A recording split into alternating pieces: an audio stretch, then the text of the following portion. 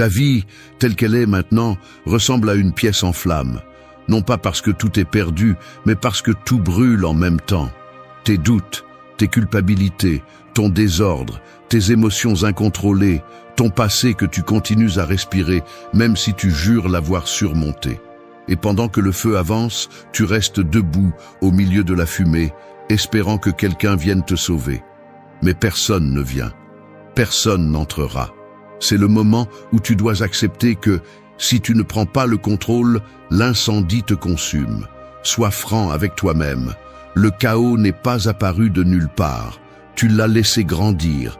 Tu lui as ouvert la porte chaque fois que tu as évité quelque chose que tu devais affronter. Chaque fois que tu as blâmé les autres, chaque fois que tu t'es plaint sans bouger, chaque fois que tu as laissé ton passé décider de ton lendemain. Et maintenant, tu en paies le prix. Tu le sens dans ton esprit, dans ta maison, dans tes émotions, dans ta discipline brisée. Tu vis épuisé parce que tu continues d'essayer de marcher sur un terrain que tu maintiens toi-même plein de débris. Mais écoute bien, tu n'es pas condamné, tu es désordonné.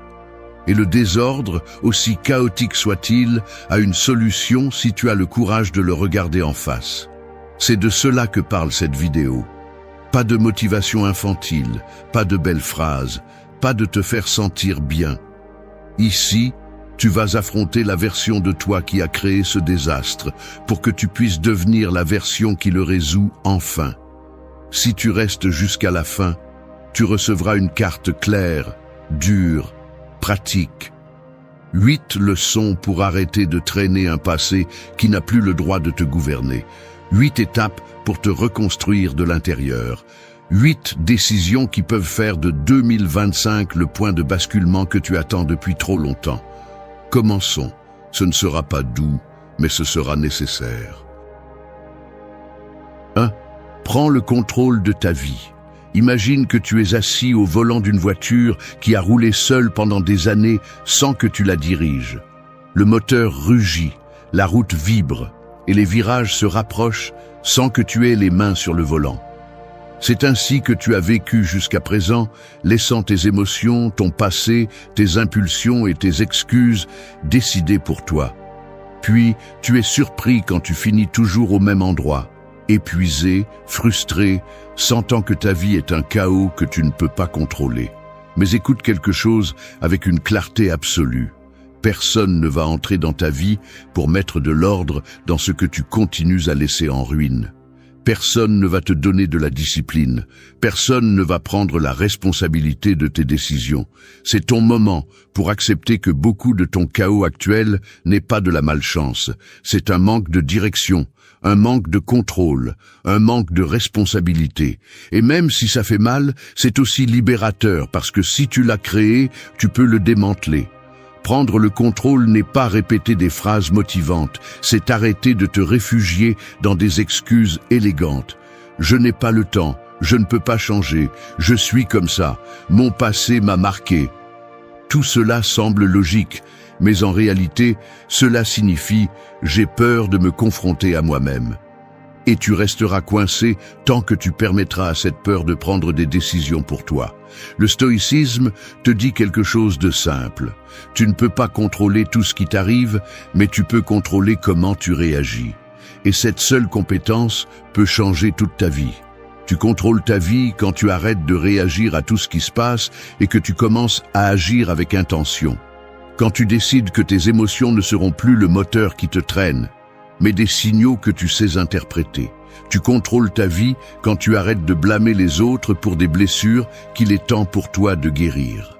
Quand tu regardes ton désordre externe et interne sans le dramatiser mais sans le cacher. Quand tu dis fermement « jusqu'ici est arrivée cette version faible de moi ». La première étape est d'accepter ta réalité sans te mentir. Reconnaître quelle partie du chaos est ta responsabilité.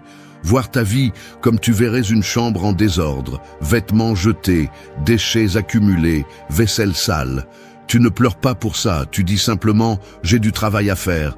C'est ainsi que tu dois voir ton esprit, tes habitudes, tes émotions, pas avec honte mais avec clarté, pas avec victimisation mais avec décision. Ensuite vient la partie la plus puissante. Choisir de le réparer même si tu n'as pas envie, même si tu ne sais pas comment commencer, même si ça fait mal. Parce que prendre le contrôle n'est pas se sentir prêt, c'est décider que tu vas avancer même sans motivation. La motivation est instable, elle apparaît et disparaît. La décision est ferme, elle reste même quand elle te pèse. Un vrai changement commence quand tu choisis d'agir même si ton esprit te demande du confort. Prendre le contrôle signifie assumer que tu ne peux plus vivre en automatique. Cela signifie arrêter, respirer, regarder ta vie avec une brutalité honnête et dire « cela dépend de moi ». Cette étape réveille quelque chose en toi qui dort depuis des années, ton leadership interne. Il n'a pas besoin d'applaudissements ni de reconnaissance, il a besoin d'engagement. Un leader ne cherche pas d'excuses, il cherche des solutions. Un leader n'attend pas que la vie s'améliore, il l'améliore. Un leader ne se rend pas à son passé, il le surmonte. Si tu veux que l'année 2025 soit ton point de rupture, cette étape est obligatoire. Tu ne peux pas l'éviter, tu ne peux pas l'adoucir. Prendre le contrôle de ta vie signifie que, quoi qu'il arrive, tu décides de ta direction. Cela signifie que tu reprends le volant, tu serres fort, tu regardes la route et tu te promets que tu ne seras plus jamais passager de ta propre histoire. C'est ici que commence ton vrai changement. Ici, tu récupères ton pouvoir. 2. Range ton espace, range ton esprit. Imagine que ton esprit est comme une table remplie de vieux papiers, de tasses non lavées, de câbles emmêlés et d'objets qui ne servent à rien, mais que tu as laissés là parce que je le rangerai plus tard. Chaque fois que tu essaies de penser clairement, c'est comme chercher une aiguille dans tout ce désordre. Tu sais qu'elle est là, mais tu te perds parmi des choses qui auraient dû partir il y a longtemps. C'est ainsi que se présente ta vie maintenant, pleine de fardeaux accumulés qui occupent de l'espace mental et émotionnel. Et tant que tu continueras à vivre entouré de chaos, ta tête continuera à fonctionner de la même manière, saturée, lente, épuisée et sans direction. Tu ne peux pas demander à ton esprit de l'ordre si ton environnement reflète le contraire. Le désordre externe est un miroir silencieux du désordre interne. Beaucoup de gens pensent que c'est l'inverse, mais non. L'esprit s'adapte à l'espace dans lequel il vit. Si ta chambre est un désastre, ta concentration le sera aussi. Si ton bureau est plein de choses que tu n'utilises jamais, tes pensées seront également remplies d'émotions dont tu n'as plus besoin. Et si ta maison est pleine d'objets du passé, ton esprit continuera à porter des histoires qui ne te servent plus. Ranger ton espace n'est pas une tâche ménagère, c'est une thérapie stoïcienne. C'est un acte de confrontation avec toi-même. Chaque chose que tu enlèves du chemin est une pensée de moins qui t'étouffe. Chaque objet que tu jettes est un souvenir qui cesse de te contrôler. Chaque coin que tu nettoies est une décision de qui tu veux être aujourd'hui, pas de qui tu étais avant. Lorsque tu ranges ton espace, tu envoies un message direct à ton cerveau. À partir de maintenant, nous vivons différemment. Commence par ce que tu vois, car ce que tu vois façonne comment tu te sens. Tu n'as pas besoin que ta maison soit parfaite. Tu as besoin qu'elle ait une intention. Tu as besoin qu'elle reflète quelqu'un qui veut avancer, pas quelqu'un qui est resté coincé dans plusieurs versions passées de lui-même. Ton lit, ton bureau, tes tiroirs, ton placard. Tout doit être aligné avec la vie que tu veux construire, pas avec la vie que tu essaies de laisser derrière toi. La même chose s'applique à ton téléphone, à tes réseaux sociaux, à ton ordinateur, à tes habitudes numériques. Tout le bruit que tu consommes laisse des traces dans ton esprit. Si tu ne filtres pas ton environnement te dirigera. Lorsque tu commenceras à ranger, tu ressentiras de la résistance. Tu te retrouveras à garder des choses que tu pensais ne plus avoir d'importance. Tu ressentiras de vieilles tristesses. Tu te souviendras de moments que tu croyais avoir surmontés. Tu te confronteras à des versions de toi-même qui te font mal. C'est normal. C'est une partie du processus. Le désordre n'occupe pas seulement de l'espace physique, il est aussi émotionnellement lié à toi. C'est pourquoi il est si difficile de le lâcher. Parce que tu ne jettes pas un objet, tu lâches l'histoire que cet objet portait. Et cela fait mal, mais cela libère aussi. Le stoïcisme t'enseigne que l'extérieur doit être aussi léger que l'intérieur. Un guerrier ne va pas à la bataille en portant tout ce qu'il possède. Il n'emporte que ce qui est nécessaire. Tu dois faire de même. Élimine ce qui ne s'ajoute pas. Garde ce qui t'aide à avancer. Ranger ton espace est la base pour ranger tes décisions. Un endroit propre t'oblige à penser différemment. Une chambre organisée t'invite à agir avec plus de clarté. Un environnement sain te rappelle que tu as le contrôle sur quelque chose, même lorsque le monde semble chaotique. Ce n'est pas un nettoyage de fin de semaine, c'est le début d'une mentalité. C'est le pas qui sépare le toi désordonné du toi qui prend les rênes. Lorsque tu ranges ton espace physique, tu commences à ranger tes priorités. Lorsque tu nettoies ton environnement, tu nettoies ton focus. Lorsque tu organises ce qui t'entoure, tu organises ce que tu penses. Et lorsque cela se produit, tu peux voir ta vie avec une précision que tu n'avais pas auparavant. 3. Concentre-toi sur moins, fais le mieux. Ta vie est devenue une liste interminable de choses à faire que tu ne finis jamais. Des objectifs à moitié atteints, des projets ouverts, des promesses que tu t'es faites et que tu n'as jamais tenues. Tu veux changer ton corps, ton esprit, tes habitudes, tes relations, tes finances, tout en même temps. Et à la fin de la journée, tu n'as qu'une sensation claire, épuisement et culpabilité. Ce n'est pas que tu n'as pas de potentiel, c'est que tu le gaspilles dans trop de directions en même temps. Personne n'avance en portant 10 chemins à la fois. Être brutalement honnête avec toi-même est nécessaire ici. Tu n'es pas bloqué par manque de rêve, tu es bloqué par manque de concentration. Tout t'intéresse, tu veux tout, tu essaies de toucher à tout, mais tu ne tiens presque rien. Cela crée une illusion de progrès qui est en réalité un pur mouvement vide. Tu es occupé, mais tu ne construis pas. Tu es fatigué, mais tu ne grandis pas. Le stoïcisme ne te demande pas de faire 1000 choses, il te demande de faire les quelques-unes que tu choisis avec intention, discipline et profondeur. Te concentrer sur moins n'est pas abandonner, c'est mûrir. C'est accepter que ton énergie, ton temps et ton attention sont des ressources limitées et que si tu les disperses partout, tu n'approfondis rien. Un guerrier n'entre pas dans la bataille en frappant l'air dans toutes les directions. Il choisit où frapper et le fait avec précision. Tu dois commencer à vivre ainsi. Tu as besoin de faire quelque chose que ton ego n'aime pas. Renoncer. Renoncer à des tâches qui ne font que te faire sentir occupé.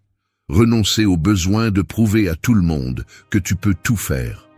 Renoncer à des projets que tu maintiens seulement par peur d'accepter qu'ils ne te correspondent plus. Renoncer à l'anxiété de vouloir des résultats dans tous les domaines en même temps. Tu n'es pas moins parce que tu fais moins. Tu es plus efficace quand tu choisis froidement où tu vas mettre ta force. Ce point devient pratique quand tu prends du papier et un crayon et te poses une question inconfortable. Qu'est-ce qui, si je l'améliorais vraiment dans les prochains mois, changerait le reste de ma vie? Pas 5 choses. 1. Peut-être est-ce ta discipline quotidienne. Peut-être est-ce ta santé. Peut-être est-ce ta relation avec toi-même. Peut-être est-ce ta situation économique. Ce domaine, celui qui a le plus d'impact sur ton bien-être, doit être ton centre d'attention. Le reste, pour l'instant, passe au second plan. Il ne disparaît pas, mais il cesse d'être une priorité. À partir de là, la concentration se traduit par des actions concrètes. Arrête de remplir tes journées avec des listes impossibles. Choisis quelques tâches clés et fais-les avec toute ton attention. N'ouvre pas 20 fronts, ouvre-en un et maintiens-le. Si tu décides de travailler ta discipline, respecte alors tes horaires, même si tu n'en as pas envie. Si tu décides de travailler ton corps, entraîne-toi même si tu es fatigué. Si tu décides de travailler ton esprit, respecte tes moments de lecture et de réflexion comme s'ils étaient un rendez-vous obligatoire. La concentration se démontre dans ce que tu répètes, pas dans ce que tu annonces. Le chaos interne se nourrit de la dispersion. Le calme naît de la clarté. Quand tu sais ce qui est important aujourd'hui, tout le reste perd de sa force. Tu arrêtes de te sentir coupable, de ne pas être partout, et tu commences à te sentir fier d'être vraiment dans ce que tu as décidé de construire. moins de bruit, plus de profondeur, moins de promesses, plus de résultats, moins de pantomime, plus de travail réel. 2025 ne te demande pas d'être une machine parfaite, il te demande d'être sélectif. Si tu continues à essayer de tout englober, tu répéteras le même schéma que toutes les années précédentes. Épuisement, frustration, abandon. Si tu as le courage de te concentrer sur moins et de le faire mieux, tu vas ressentir quelque chose que tu n'as pas ressenti depuis longtemps, un progrès réel. Ce point est le filtre. 4. Maîtrise tes émotions. Tes émotions sont comme un océan en pleine tempête, non pas parce qu'elles sont mauvaises, mais parce que lorsque tu ne sais pas les naviguer, n'importe quelle vague te coule. Il y a des jours où une petite critique se transforme en tsunami, un vieux souvenir en marée haute, une préoccupation minimale en un naufrage complet. Et toi, tu restes là, flottant comme tu peux, essayant de survivre à ce que tu ressens sans comprendre que le problème n'est pas la mer, c'est que tu n'as jamais appris à tenir le gouvernail. Tu n'es pas né pour être emporté par tes émotions, tu es né pour les diriger. Cette partie est dure parce qu'elle touche ce qui t'a le plus freiné dans la vie. Tu réagis avant de penser, tu exploses avant d'observer, tu te noies avant d'analyser. Tu agis sur l'impulsion, pas sur la clarté. Et tant que tu vivras ainsi, tu continueras à répéter des schémas qui te détruisent. Une personne sans contrôle émotionnel est comme un bateau sans capitaine. N'importe quel vent le fait sortir de sa route. Le stoïcisme ne te demande pas de cesser de ressentir. Il te demande de ne pas être l'esclave de ce que tu ressens. Et cette différence change tout. Maîtriser tes émotions n'est pas les réprimer, c'est comprendre leur fonction. Chaque émotion apporte un message. La tristesse dit « quelque chose t'importe ». La colère dit « il y a une limite que tu n'as pas posée ». L'anxiété dit « tu vis dans un futur qui n'existe pas ». La peur dit « tu es face à quelque chose que tu dois affronter ». Le problème est que l'on ne t'a jamais appris à écouter le message, seulement à réagir au bruit. C'est pourquoi ta vie a connu tant de hauts et de bas, parce qu'au lieu d'interpréter, tu te laisses emporter. Tu as besoin de devenir observateur de ce qui se passe en toi. Quand quelque chose te frappe émotionnellement, ne réponds pas immédiatement. Respire, fais une pause, regarde ce que tu ressens comme si ce n'était pas à toi pour un instant. Demande-toi, qu'est-ce que cette émotion essaie de me dire? Est-ce un fait ou une interprétation? Est-ce que je réagis à partir d'une vieille blessure ou de la réalité actuelle? Ce petit espace entre ce que tu ressens et ce que tu fais est là où naît ton pouvoir. Cet espace est le contrôle. Cet espace est ce qui sépare le toi impulsif du toi conscient. Maîtriser tes émotions implique aussi de cesser de justifier des comportements destructeurs par des phrases comme « je suis comme ça ». On m'a fait me mettre en colère, je ne peux pas l'éviter. Tu le peux. C'est juste que tu n'as pas pratiqué. L'autocontrôle est un muscle, pas un talent. Tu le renforces chaque fois que tu choisis de ne pas exploser même si tu le peux, chaque fois que tu choisis de ne pas répondre immédiatement, chaque fois que tu choisis de penser avant d'agir. Ce point nécessite du courage, car il t'oblige à te regarder sans masque, à admettre que beaucoup de ton chaos émotionnel, tu l'amplifies toi-même. Quand tu commenceras à te contrôler, tu remarqueras quelque chose de puissant. La vie ne devient pas plus facile, tu deviens plus fort. Les gens ne changent pas, ta façon de réagir change. Les problèmes ne disparaissent pas, ton habitude de les dramatiser disparaît. Les émotions ne cessent pas d'apparaître, cesse d'apparaître le besoin de leur obéir. Et ce changement te donnera une tranquillité que tu n'as jamais ressentie. Une tranquillité ferme, sérieuse, consciente, qui ne dépend pas de ce qui se passe à l'extérieur, seulement de qui tu es à l'intérieur. Le stoïcisme enseigne une vérité brutale. Ce qui fait mal n'est pas le fait, mais ton interprétation du fait. Et si tu maîtrises cette interprétation, tu maîtrises ta vie. L'émotion arrive, mais tu décides combien de temps elle vit en toi. L'émotion frappe, mais tu décides si tu ouvres la porte. L'émotion crie, mais tu décides si tu lui prêtes attention. C'est le niveau de pouvoir auquel tu dois aspirer si tu veux un 2025 sans le chaos émotionnel qui t'a emporté pendant des années. Ce point n'est pas doux, mais c'est le plus transformateur. 5. Définis qui tu veux être. Il y a un moment dans la vie où tu te regardes dans le miroir et tu ne vois pas un visage, tu vois une ébauche. Tu vois une version de toi-même construite par les opinions des autres, par tes erreurs, par ton passé, par tes insécurités, par ce que tu croyais devoir être pour être accepté. C'est comme avoir une feuille pleine de lignes tracées par des mains étrangères, et tu continues à essayer de vivre dans un dessin qui ne t'appartient pas. C'est la raison pour laquelle tu as l'impression de ne pas avancer, de te contredire, de te perdre dans tes propres décisions. Tu ne sais pas qui tu es parce que tu ne t'es jamais arrêté pour le décider. Ce point est l'un des plus importants du scénario, car ici tu cesses d'être un résultat du chaos et tu commences à être une création consciente.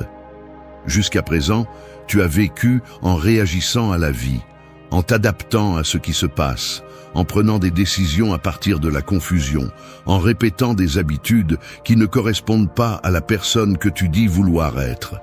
Et cela t'épuise, cela te fait te sentir divisé, cela te maintient coincé entre la personne que tu étais et la personne que tu pourrais devenir si tu prenais le contrôle. Pour le stoïcisme, l'identité n'est pas quelque chose que tu découvres, c'est quelque chose que tu construis. Ce n'est pas une destination, c'est un choix. Tu décides ce que tu valorises, ce que tu permets, comment tu agis, ce que tu tolères, et ce que tu rejettes. La question n'est pas « qui suis-je vraiment ?», mais « qui choisis-je d'être à partir d'aujourd'hui ?» Cette question est un coup direct à ton ego car elle t'oblige à cesser d'utiliser le passé comme excuse. Peu importe ce que tu as été, ce qui compte, c'est ce que tu es prêt à être maintenant. Le passé t'explique, mais ne te définit pas. Pour définir qui tu veux être, tu dois faire un exercice d'honnêteté brutale. Demande-toi, quel type de personne j'admire? Quelles habitudes soutenues cette personne montrerait-elle? Comment affronterait-elle les problèmes? Comment réagirait-elle émotionnellement? Quelles décisions prendrait-elle? Quelles limites mettrait-elle? Quelle serait sa discipline quotidienne? Ensuite, compare-toi à cela, sans adoucir, sans te justifier, sans te victimiser. Observe simplement la distance entre le toi actuel et le toi idéal. Cette distance est ton travail. Et voici la partie inconfortable. Ton identité se révèle dans tes actions, pas dans tes intentions. Tu n'es pas discipliné parce que tu dis vouloir l'être. Tu es discipliné parce que tu le montres quand tu n'en as pas envie. Tu n'es pas fort émotionnellement parce que tu te le répètes. Tu es fort quand tu choisis de ne pas réagir à ton impulsion. Tu n'es pas quelqu'un qui valorise sa vie parce que tu le déclares. Tu l'es quand tu cesses de répéter des habitudes qui te détruisent. Définir qui tu veux être, c'est tracer une ligne, mais le vivre, c'est la franchir tous les jours. Choisis 3 qualités que tu veux qui définissent la version que tu construiras en 2025. Pas 20, 3. Peut-être veux-tu être discipliné, calme et responsable, ou fort, présent et déterminé, ou sage, constant et émotionnellement stable. Ces qualités seront ta boussole. Lorsque tu devras prendre des décisions, tu ne penseras pas « que veux-je faire ?», mais « que ferait la personne que j'ai choisi d'être ?» Ce changement de mentalité te donnera une profondeur que tu n'as pas eue depuis des années. Définir qui tu es implique aussi de lâcher les vieilles identités. Tu dois laisser derrière toi la version de toi qui se blessait toute seule, celle qui procrastinait, celle qui abandonnait vite, celle qui vivait pour l'approbation externe, celle qui se noyait dans le doute. Ces identités deviennent des cages si tu ne les lâches pas. Tu n'es pas un personnage écrit par ton passé, tu es l'auteur de ce qui vient. Quand tu sais qui tu veux être, ta vie cesse de se sentir chaotique. La clarté remplace la confusion. La discipline remplace l'improvisation. L'intention remplace la culpabilité. 6. Lâche ce qui ne sert pas. Un arbre qui essaie de survivre en portant des feuilles mortes finit par s'affaiblir. Non pas parce que ces feuilles sont mauvaises, mais parce qu'elles ont déjà accompli leur cycle et ne font maintenant que consommer de l'énergie qui devrait aller à la nouveauté. Tu es pareil, Tu continues à porter des souvenirs qui ne t'aident plus, des erreurs qui ne signifient plus rien, des personnes qui ne correspondent plus à toi, des culpabilités qui ne t'appartiennent pas et des versions passées de toi qui ne font que te freiner. Et puis tu te demandes pourquoi tu es épuisé, confus ou sans force pour avancer. Ce n'est pas un manque de capacité, c'est un excès de charge. Lâcher ne semble pas compliqué jusqu'à ce que tu doives le faire. Lâcher implique d'accepter que quelque chose a été important, mais ne l'est plus. Cela implique d'admettre qu'une relation n'ajoute plus rien, même si cela fait mal de le reconnaître. Cela implique de voir que certaines habitudes n'ont plus leur place dans la vie que tu es en train de construire. Cela implique de laisser aller le besoin d'avoir toujours raison, de porter des culpabilités étrangères, de soutenir des histoires brisées simplement par peur de fermer des chapitres. Et voici la vérité inconfortable. Beaucoup de ce qui te pèse est quelque chose que tu choisis de continuer à porter. Ce point exige un niveau d'honnêteté émotionnelle que tu as probablement évité pendant des années. Parce que lâcher n'est pas un processus mental, c'est émotionnel. Cela signifie renoncer à ce qui est familier, même quand ce qui est familier te fait du mal. Cela signifie accepter que ton passé ne sera plus jamais différent. Cela signifie arrêter de répéter des conversations internes qui ne mènent à rien. Cela signifie mettre des limites là où avant tu ne mettais que des excuses. Et accepter cela demande du courage, Le stoïcisme enseigne que la racine de la souffrance n'est pas dans ce qui se passe, mais dans l'attachement à ce qui a cessé d'avoir de la valeur. Quand tu insistes pour garder ce que tu devrais laisser aller, tu deviens prisonnier de tes propres souvenirs. Tu restes coincé dans des personnes qui ne font plus partie de ton chemin, dans des erreurs que tu ne peux plus changer, dans des décisions qui n'ont plus de sens. Ton avenir est en pause, parce que ton cœur reste attaché à un passé qui est déjà terminé. Lâcher ce qui ne sert pas ne signifie pas oublier, cela signifie se libérer. C'est fermer un cycle pour pouvoir en ouvrir un autre. C'est comprendre que toutes les personnes qui ont été dans ta vie ne méritent pas d'être dans ton prochain chapitre. C'est accepter que certaines blessures n'ont plus besoin d'attention, elles ont juste besoin d'un adieu. C'est reconnaître que certaines idées que tu as défendues pendant des années ne te représentent plus. C'est laisser aller l'ancienne identité qui te maintenait petit, insécurisé ou limité. Fais un inventaire émotionnel. Vérifie ce que tu continues à porter qui te vole la paix. Les personnes avec qui tu n'es plus aligné. Les souvenirs que tu répètes comme si tu étais une punition pour toi-même. Les objets que tu gardes par nostalgie, pas par nécessité. La culpabilité qui n'a plus de sens. L'envie qui surgit de te comparer à des vies qui ne sont pas les tiennes. Les rancœurs que tu portes comme si elles étaient des trophées de douleur. Tout cela occupe de l'espace dont tu as besoin pour grandir. Quand tu commences à lâcher, quelque chose en toi s'allège. Tu commences à penser plus clairement, à sentir avec moins de poids, à avancer sans autant de résistance. L'ancien cesse de bloquer le nouveau. La vie commence à s'organiser parce que tu ne retiens plus ce qui la désorganise. Le vide que tu ressens en lâchant n'est pas une perte, c'est de l'espace. Et cet espace sera nécessaire pour la personne que tu es en train de construire. 2025 peut être ton année si tu as le courage de laisser aller ce qui ne correspond plus à ton présent. Tu ne peux pas avancer en portant des versions de toi qui n'existent plus. Tu ne peux pas construire de discipline avec des habitudes qui te détruisent. Tu ne peux pas retrouver ton calme en t'accrochant à de vieilles histoires. Tu ne peux pas créer ton identité si tu restes enchaîné à ton passé. 7. Commence avec un pas clair. Un bâtiment ne se lève pas d'un coup, il se lève en posant une brique bien placée, puis une autre, puis une autre. Peu importe la taille de la structure, elle commence toujours par un seul mouvement initial. Et c'est exactement ce qui manque à votre vie. Un premier pas ferme, clair et décidé. Pas 20 pas, pas un plan parfait, pas une liste de changements impossibles, juste un que vous pouvez soutenir.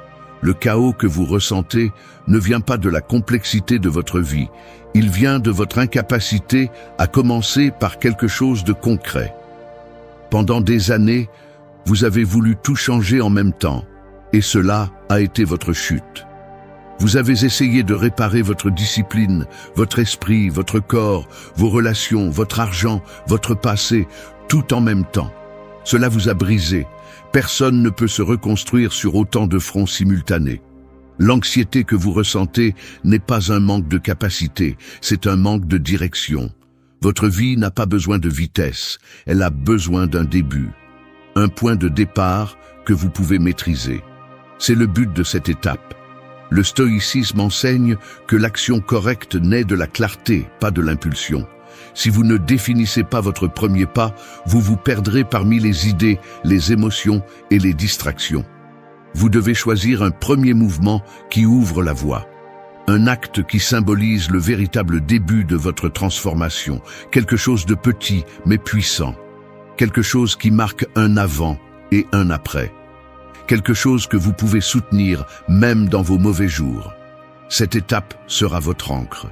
Le premier pas peut être de ranger complètement votre chambre, ou vous engager à vous réveiller à la même heure tous les jours, ou prendre 10 minutes par jour pour écrire dans un cahier, ou abandonner une mauvaise habitude qui vous sabote, ou marcher 15 minutes chaque matin. Peu importe lequel, s'il remplit une condition fondamentale, il doit être assez simple pour ne pas l'abandonner et assez significatif pour commencer à construire votre nouvelle identité. Le premier pas doit dire au monde et à votre esprit « J'ai commencé ». L'erreur la plus courante est de croire que vous avez besoin de motivation pour commencer. Vous n'en avez pas besoin. La motivation est une émotion qui apparaît et disparaît. Votre vie ne peut pas dépendre de quelque chose d'aussi instable. Ce dont vous avez besoin, c'est de la décision. Une décision concrète, objective et mesurable. Pas « je veux m'améliorer », mais « je vais faire ceci tous les jours ». Pas « je veux être discipliné », mais « je vais accomplir cette action sans excuse ». Le premier pas devient invincible lorsque vous le transformez en un engagement personnel et non en un désir. La clé de ce point est de comprendre que vous n'avez pas besoin de changer toute votre vie pour sentir que vous avancez. Vous devez changer votre direction. Un pas clair crée de l'élan. Bien exécuté, il change votre mentalité. Lorsque vous le soutenez, il vous prouve que vous pouvez. Et lorsque vous le répétez jour après jour, il vous transforme en une personne différente. C'est le véritable pouvoir de commencer petit. L'impact n'est pas dans la taille du pas, il est dans la constance qu'il génère. Votre esprit va résister. Il va vous dire que ce pas est trop simple, que vous devriez en faire plus, que ce n'est pas suffisant pour changer votre vie. C'est votre ego qui veut retourner au chaos qu'il connaît. Mais vous savez déjà où cette mentalité vous a mené, à la frustration, au désordre, à la culpabilité de non. 8. Discipline sur motivation. Ta vie fonctionne comme un feu de camp improvisé. Il s'allume rapidement, éclaire fort pendant quelques minutes, t'excite, te réchauffe, puis s'éteint en laissant de la fumée, des cendres et une sensation inconfortable d'avoir cru que cette fois-ci, ça allait durer. C'est ainsi ta motivation. Intense, bruyante, prometteuse, mais fragile. Et aussi douloureux que cela puisse être à accepter, parier ton avenir sur la motivation est comme construire une maison sur du sable mouillé. Elle peut bien paraître pendant quelques heures, mais s'effondre dès que la première difficulté survient. La discipline est une autre histoire. Elle n'a pas d'éclat, elle ne t'applaudit pas, elle ne t'excite pas. Elle est silencieuse, froide, stable, répétitive. C'est la décision quotidienne de faire ce que tu dois faire, même quand tu n'en as pas envie. C'est ce qui soutient ta vie lorsque la motivation disparaît. Et elle disparaîtra, elle disparaît toujours. C'est pourquoi ce point est crucial. Si tu ne places pas la discipline au-dessus de tes émotions du moment, tu continueras à vivre piégé dans le même cycle de commencer fort et d'abandonner à mi-chemin. Ta vie est en désordre parce que tu es gouverné par l'impulsion.